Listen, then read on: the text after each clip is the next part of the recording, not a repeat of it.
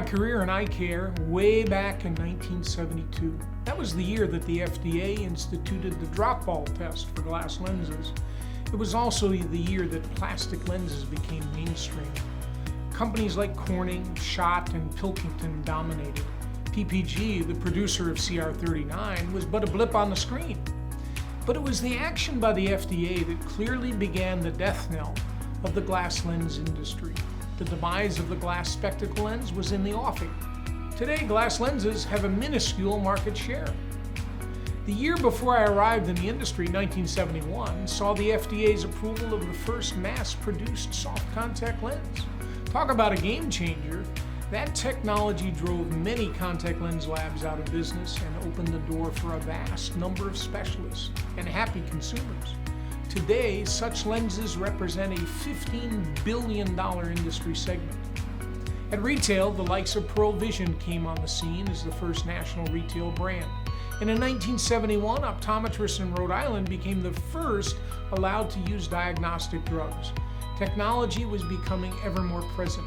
Distribution channels for products were changing.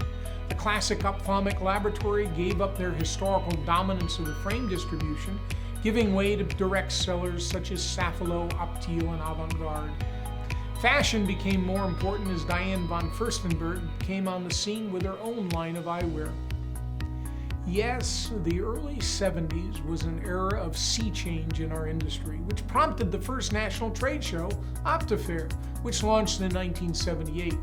It was at that event that, really for the first time, the entire industry came together. I remember it well and learned so much from wandering the aisles of that first trade show. Along my journey over the past 50 years, I've been fortunate to have observed and experienced a number of periods of dramatic change in our industry. Back in the 70s, the entire industry could fit into the bar at the New York Hilton.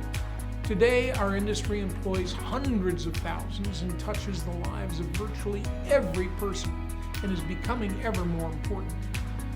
We seem to be, once again, in the midst of another sea change. We've private equity-backed consolidators acquiring practices on a daily basis. Optometrists in 4 states can now perform some surgeries, and 10 states allow laser use by ODs. We've an entire industry segment focused on myopia control. Optometrists are opening spas and other expanded practices. Mega mergers such as that of Essilor and Luxottica are driving concerns on the supply side. Vision plans are ever more dominant in spite of losing providers daily. Over the past couple of years, telemedicine has become mainstream, largely the result of the global pandemic. Just this morning, I read of an Israeli technology that will allow for complete robotic cataract surgery. Imagine machines performing surgery. And just the other day, I connected with a firm that's introducing a virtual reality headset that can perform a variety of ophthalmic examinations. OMG, what's next? With age and experience comes perspective. My message this week is that with all this change, opportunity is knocking. When you combine an aging population with an epidemic of visual challenges resulting from the use of personal devices, our market is expanding at a rate that's the envy of many industries. In so many respects, eyecare's motto should be, sooner or later we're gonna get you. This November in Nashville, our theme will be retrospective perspective. What can we learn from our industry's history and that of others? What can our experiences during prior eras tell us about the future? Are we at the beginning of the end or the beginning of the beginning? What opportunities lie before the profession?